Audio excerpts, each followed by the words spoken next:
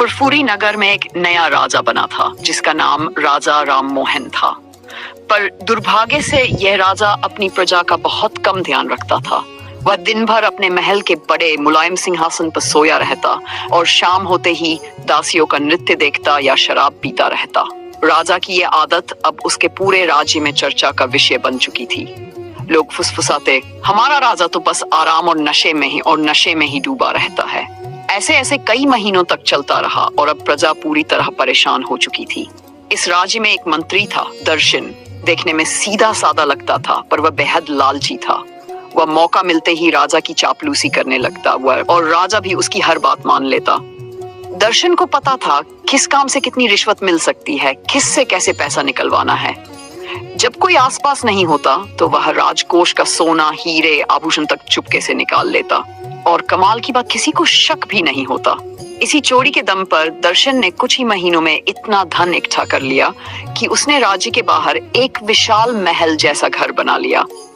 उसकी पत्नी रानी जैसे कपड़े पहनती, बेटा घोड़े पर घूमता और बेटी दिन भर जवाहरात से खेलती थी।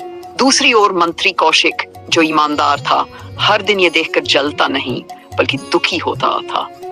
वह सोचता, हम लोग इतने सालों से मेहनत कर रहे हैं पर इतना भी नहीं कमा पाए कि अच्छा घर बना सकें, और ये दर्शन इतनी जल्दी राजा से भी अमीर कैसे हो गया। कौशिक ने कई रातें जागकर सोचा और आखिरकार एक फैसला लिया। उसने एक विश्वसनीय सैनिक शेखर को बुलाया और गंभीर आवाज में पूछा, क्या कोई ऐसा व्यक्ति है जो पता लगा सके कि दर्शन अमीर कैसे बना?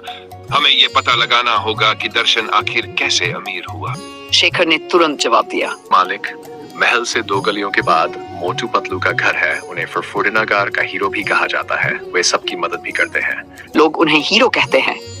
ये सुनते ही मंत्री कौशिक की आंखों में उम्मीद की चमक आ गई। उन्होंने कहा, बढ़िया, बुला लो उन्हें, शायद उनसे हमारी कुछ मदद हो जाए। इस राज्य को अभी उनकी बहुत जरूरत है। शेखर ने सिर झुकाकर कहा, जी सर, और तेज कदमों से मोटू पतलू के घर की ओर निकल पड़ा। वह दरवाजा खटखटाया और बोला, मोटू पतलू वापस में बात कर रहे थे और मोटू पतलू से कह रहा था, तुम्हें तो पता है पतलू, मुझे समोसे के बिना मन नहीं लगता।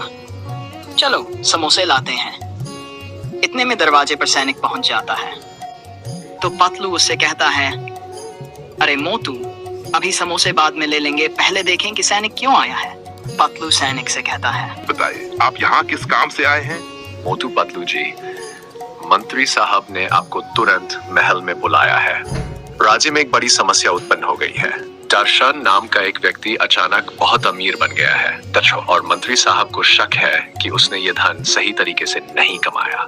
मंत्री साहब चाहते हैं कि आप दोनों की इस बात की सच्चाई पता लगाएं। आप दोनों राज्य के सब समझदार और ईमानदार लोग माने जाते हैं, इसलिए मंत्री साहब ने हमें भेजा है कि हम आपको तुरंत महल लेकर जाएं।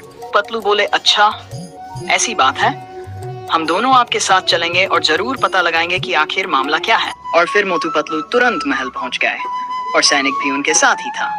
दोस्तों, कल ही आपको इस कहानी का पार्ट 2 मिलेगा। तब तक इसे एंजॉय करें और लाइक, सब्सक्राइब और शेयर करें।